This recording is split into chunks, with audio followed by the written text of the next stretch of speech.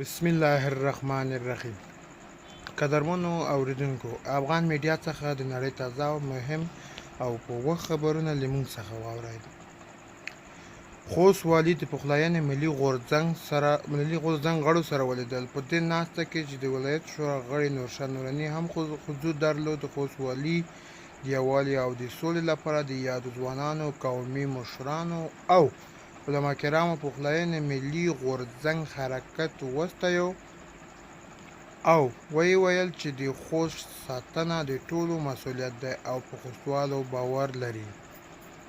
یاد غورځنګ غړي وویل دوی د سولې لپاره عملي ګام پورته کوي او هغو ساحو ته چې د وسلوالو تر ګواښ لاندې د سولې پیغام ورسوي. دوی وویل چې خوستوال د جنګ طرفدار نه دي او نه غواړي چې خوست ناامنه، وران او خلک یې وځورول شي. د پخلاینې ملي غورځنګ له وسلوالو وغوښتل چې جګړه ودروي او سولې ته غاړه کېږدي.